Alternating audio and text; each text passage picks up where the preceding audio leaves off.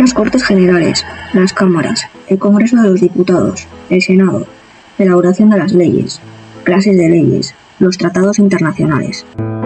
Las Cortes Generales. La Constitución Española de 1978 deja claro desde el principio que la soberanía reside en un solo titular, el pueblo español, de quien emanan todos los poderes del Estado.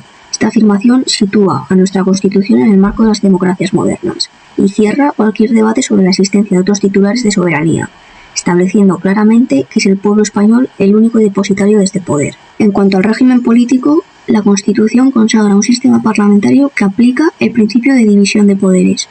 El poder legislativo reside en las Cortes Generales, el ejecutivo en el gobierno y la función jurisdiccional en el poder judicial. La Corona, por su parte, actúa como un poder moderador. El título 3 de la Constitución está dedicado a las Cortes Generales, un conjunto de órganos de naturaleza representativa, deliberante, inviolable y continua.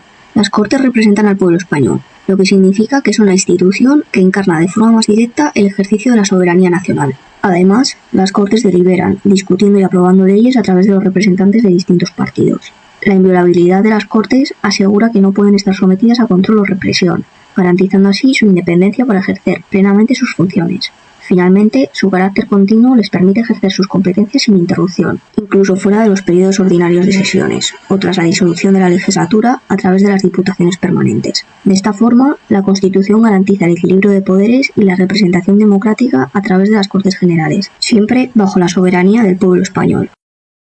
Las Cámaras. Composición, atribuciones y funcionamiento. La Constitución Española de 1978 establece un sistema bicameral compuesto por el Congreso de los Diputados y el Senado. El Congreso es la Cámara que representa directamente a los ciudadanos y tiene mayor protagonismo en las funciones parlamentarias, mientras que el Senado actúa como Cámara de representación territorial y de segunda reflexión. Ambas cámaras están formadas por miembros elegidos mediante sufragio universal, libre, igual, directo y secreto. Los diputados y senadores se agrupan en grupos parlamentarios según su ideología política. Aquellos que no cumplan con los requisitos mínimos para formar un grupo parlamentario se integran en el grupo mixto. Las cámaras tienen una estructura similar. Ambas cuentan con una mesa compuesta por el presidente, vicepresidente y secretarios, elegidos por sus propios miembros. El presidente de cada cámara es responsable de convocar sesiones, fijar el orden del día y ejercer el control interno. En el caso del presidente del Congreso, sus funciones incluyen presidir las reuniones conjuntas de ambas cámaras, refrendar la disolución de las Cortes en ciertas circunstancias y proponer al rey el candidato a presidente del gobierno. Las cámaras se reúnen anualmente en 2 periodos ordinarios de sesiones, de septiembre a diciembre y de febrero a junio, aunque pueden convocarse sesiones extraordinarias cuando lo solicite el gobierno, la diputación permanente o la mayoría absoluta de los miembros de una cámara. El trabajo parlamentario se organiza en plenos, donde participan todos los miembros, y en comisiones, que son grupos especializados en distintas áreas como economía, defensa o asuntos exteriores. Las comisiones pueden ser permanentes, para toda la legislatura, especiales, para temas específicos, o de investigación, para asuntos de interés público. Las comisiones legislativas permanentes tienen la facultad de aprobar leyes, aunque ciertos asuntos, como reformas constitucionales o los presupuestos generales del Estado, deben ser debatidos en el Pleno. Además, ambas cámaras cuentan con una diputación permanente, compuesta por al menos 21 miembros, que representa a los grupos parlamentarios y puede asumir funciones de las cámaras cuando éstas han sido disueltas o están fuera de sesión. Su labor es garantizar la continuidad del trabajo parlamentario en cualquier circunstancia. Adopción de acuerdos. El artículo 79 de la Constitución Española establece cómo deben adoptarse los acuerdos en el Congreso y el Senado. Para que una votación sea válida, es necesario que más de la mitad de los miembros de la Cámara correspondiente estén presentes. En la mayoría de los casos, los acuerdos se aprueban por mayoría simple, es decir, más votos a favor que en contra, sin contar las abstenciones. Sin embargo, en temas importantes como la aprobación de leyes orgánicas o en otras circunstancias específicas, se requieren mayorías más amplias, como la mayoría absoluta o incluso 3/5 o 2/3 de los votos. Un aspecto fundamental es que el voto de cada diputado y senador es personal e indelegable, lo que significa que deben votar según su propia conciencia, sin que otros puedan hacerlo en su lugar, aunque a menudo existe la llamada disciplina del partido. Esto garantiza la autonomía y responsabilidad de cada representante en el proceso de votación. Causas de incompatibilidad e inelegibilidad. El artículo 67.1 de la Constitución Española establece que no se puede pertenecer simultáneamente al Congreso de los Diputados y al Senado, ni al Congreso ni a una Asamblea Legislativa Autonómica. Sin embargo, permite que una persona sea al mismo tiempo senador y miembro de una Asamblea Autonómica, dado que algunas comunidades autónomas eligen aparte de los senadores. Por otro lado, la Ley Orgánica del Régimen Electoral General Especifica quiénes no pueden ser elegidos como diputados o senadores. Entre estos se incluyen miembros de la familia real, altos cargos judiciales, el defensor del pueblo, militares y policías en activo y cargos de ciertas instituciones públicas, entre otros. Además, las personas condenadas por ciertos delitos como rebelión o terrorismo también son inelegibles. En resumen, el régimen de incompatibilidades asegura que no se acumulen cargos en distintas instituciones legislativas, garantizando así un funcionamiento más ordenado y equilibrado del sistema político.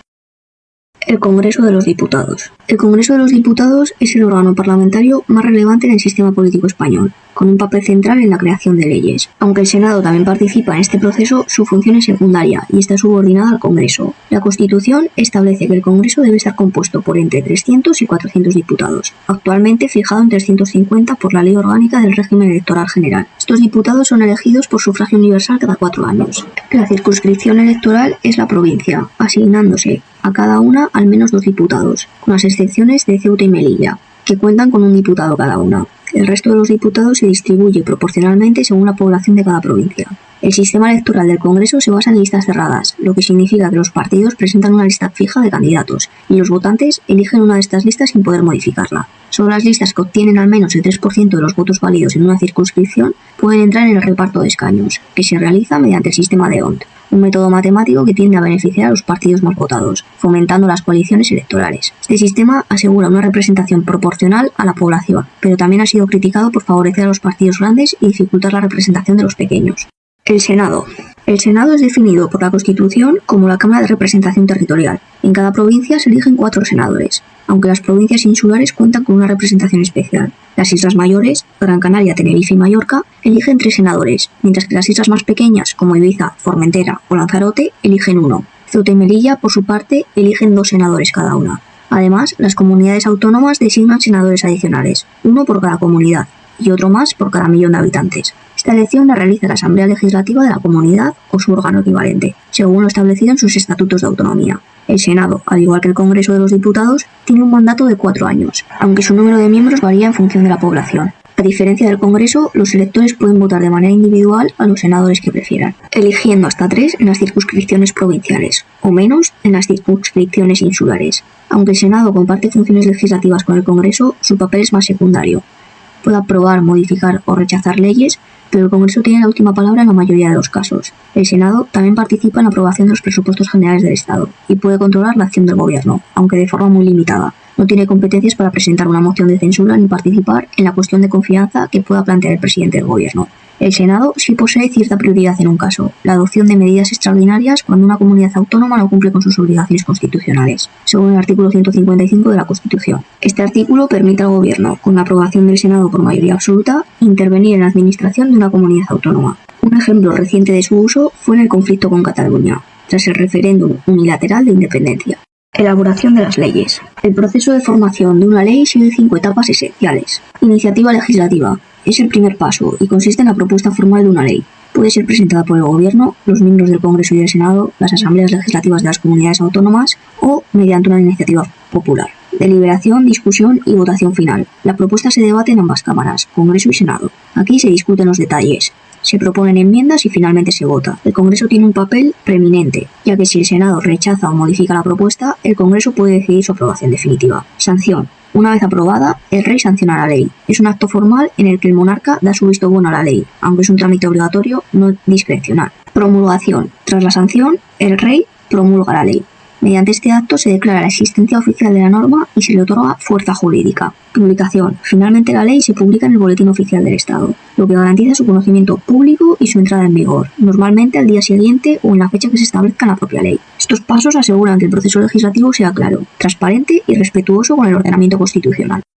La iniciativa legislativa. La iniciativa legislativa es el punto de partida del proceso para crear una ley. En España, esta facultad recae principalmente en el Gobierno, que al presentar sus propuestas al Parlamento lo hace a través de los llamados proyectos de ley. Este protagonismo del Gobierno se justifica por su necesidad de cumplir con sus objetivos, solicitando al Parlamento que legisle en ciertas áreas. Sin embargo, la iniciativa legislativa no es exclusiva del Gobierno. También puede ser ejercida por los diputados, senadores o grupos parlamentarios, cuyas propuestas se denominan proposiciones de ley. Además, las asambleas de las comunidades autónomas tienen la posibilidad de remitir proposiciones de ley al Congreso o pedir al Gobierno que adopte un proyecto de ley. Por último, la Constitución permite la iniciativa popular, mediante la cual la ciudadanía puede proponer leyes a las Cortes Generales, siempre que se presenten al menos 500.000 firmas de apoyo. No obstante, esta opción tiene limitaciones. No puede utilizarse para leyes orgánicas, asuntos tributarios, internacionales y en temas relacionados con la prerrogativa de gracia. Esta forma de iniciativa está regulada por la Ley Orgánica 3/1984.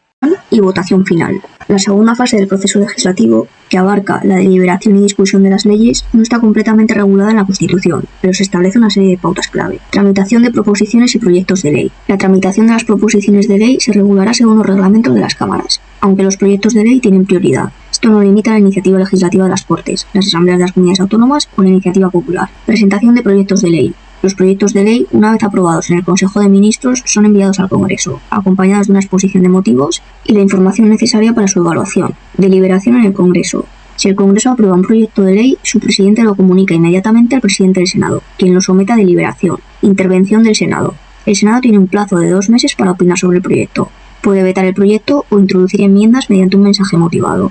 Para que un veto sea válido, debe ser aprobado por mayoría absoluta. En caso de veto, el Congreso puede ratificar el texto original por mayoría absoluta o aceptar las enmiendas por mayoría simple, siempre que se pronuncie dentro de los 2 meses siguientes. Plazos reducidos. Si el proyecto es declarado urgente por el Gobierno o el Congreso, el Senado cuenta con solo 20 días naturales para realizar su oposición o enmiendas. Esta estructura evidencia la prevalencia del Congreso en el proceso legislativo, asegurando que, aunque el Senado tiene un papel en la deliberación, el Congreso tiene la última palabra en la mayoría de los casos.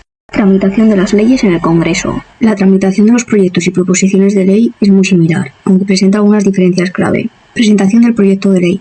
El proyecto de ley es presentado por el Gobierno en la mesa del Congreso, que lo publica de inmediato en el Boletín Oficial de las Cortes. Esto permite que los diputados tengan conocimiento del texto y puedan presentar sus enmiendas. Plazos para enmiendas. Se establecen plazos específicos para la presentación de enmiendas, que varían si son parciales o afectan a la totalidad del texto. Si no se aprueban enmiendas a la totalidad, el proyecto se debate en el Pleno o en comisión. Si es aprobado, se remite al Senado. Tramitación de propuestas de ley.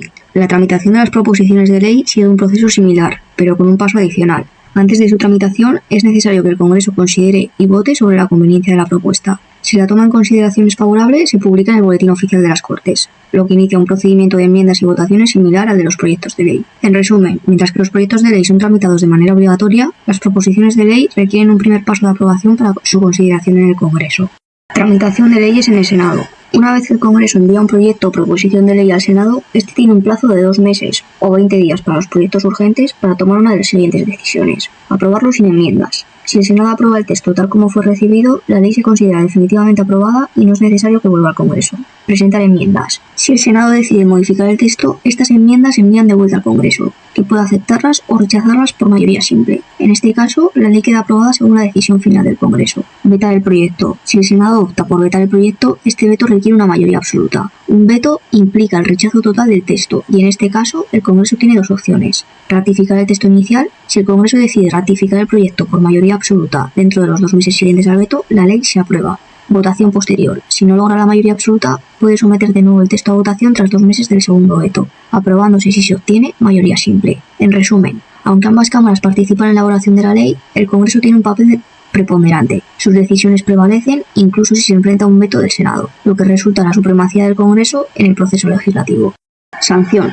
El acto jurídico que surge de las Cortes requiere la ratificación del jefe del Estado, lo que se conoce como sanción. Este proceso es fundamental, ya que la sanción es el acto mediante el cual el rey perfecciona la ley. Por lo tanto, la fecha en que se considera vigente una ley coincide con el momento de su sanción. Una vez que las Cortes Generales aprueban una ley, el rey tiene un plazo de 15 días para sancionarla. Tras esta sanción, se promulga la ley y se ordena su inmediata publicación, asegurando así su entrada en vigor y su difusión a la ciudadanía.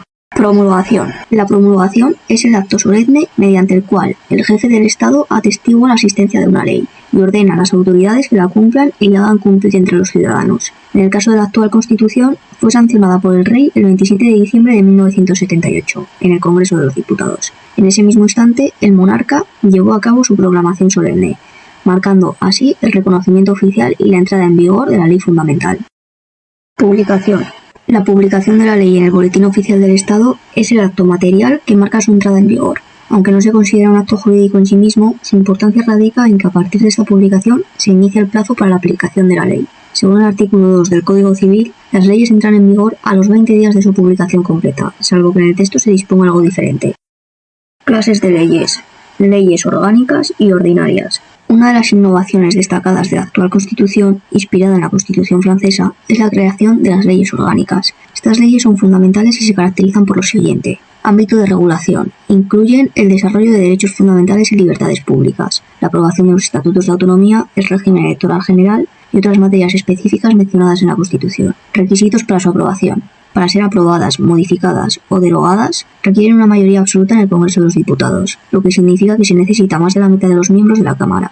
Por tanto, la principal diferencia entre las leyes orgánicas y las ordinarias radica en las materias que regulan y en el tipo de mayoría necesaria para su aprobación. Mientras que las leyes orgánicas requieren mayoría absoluta, las leyes ordinarias pueden ser aprobadas por mayoría simple, es decir, con más votos a favor que en contra, siempre que haya quórum. Leyes estatales y leyes de comunidades autónomas. Con la implantación del Estado de las Autonomías, consagrada por la Constitución, la potestad legislativa no recae exclusivamente en las Cortes Generales. Ahora también comparten esta facultad las asambleas legislativas de las comunidades autónomas. Estas asambleas tienen la capacidad de dictar leyes que sean aplicables en su territorio, siempre dentro del marco de competencias establecidas en sus respectivos estatutos de autonomía. Esto representa un avance hacia una mayor autonomía y autogobierno de las comunidades, permitiéndoles adaptar la legislación a sus necesidades y características específicas. Los tratados internacionales. La Constitución española dedica el capítulo 3 del título 3 a los tratados internacionales, estableciendo que estos forman parte del ordenamiento en el momento en que, aunque la elaboración de los tratados es competencia del Gobierno, las Cortes Generales desempeñan un papel crucial en su celebración. De acuerdo con la Constitución, se pueden identificar los siguientes aspectos relevantes. Intervención de las Cortes. Las Cortes deben ser consultadas en determinados casos antes de la ratificación de los tratados, asegurando así un control democrático sobre el compromiso internacional del Estado. Publicación. Una vez publicados en el boletín, los tratados adquieren validez y son vinculantes, integrándose en el marco legal del país. Esta regulación refleja un equilibrio entre el poder ejecutivo y el legislativo, garantizando que la celebración de tratados internacionales cuente con la legitimidad y el respaldo de las instituciones democráticas. Tratados que precisan de ley orgánica previa. A través de una ley orgánica se puede autorizar la celebración de tratados internacionales que deleguen el ejercicio de competencias derivadas de la Constitución a organizaciones o instituciones internacionales. Este mecanismo está diseñado especialmente para situaciones como la adhesión de España a la Unión Europea, donde los órganos comunitarios como el Parlamento Europeo, el Consejo de Ministros y el Tribunal de Justicia tienen la capacidad de crear normas que son de obligado cumplimiento en España. Estas normas pueden abarcar diversas áreas, incluyendo materia laboral, comercio, fiscalidad, entre otras, lo que implica que el ordenamiento jurídico español debe alinearse con el derecho comunitario. Esta disposición asegura que la integración de España en instituciones internacionales se realice de manera legítima y respetando el marco constitucional.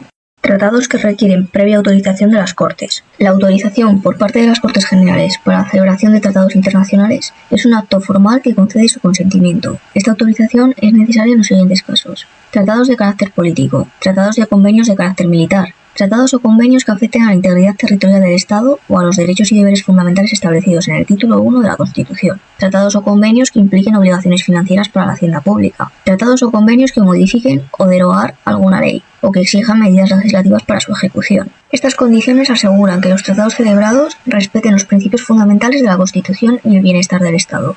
Tratados que requieren reforma constitucional. La celebración de un tratado internacional que incluya estipulaciones contrarias a la Constitución requerirá una reforma constitucional previa. Para determinar si existe tal contradicción, el Gobierno o cualquiera de las cámaras puede solicitar al Tribunal Constitucional que emita una declaración al respecto. Esta medida garantiza que los tratados internacionales se alineen con los principios y normas fundamentales de la Constitución. Tratados que no necesitan ningún requisito previo. Los tratados o convenios que no estén incluidos en las categorías mencionadas anteriormente no requieren autorización previa. Sin embargo, el Congreso y el Senado deben ser informados de inmediato sobre su conclusión. Esta disposición asegura que, aunque no haya un requisito formal, las instituciones parlamentarias están al tanto de los compromisos internacionales adquiridos por el Gobierno.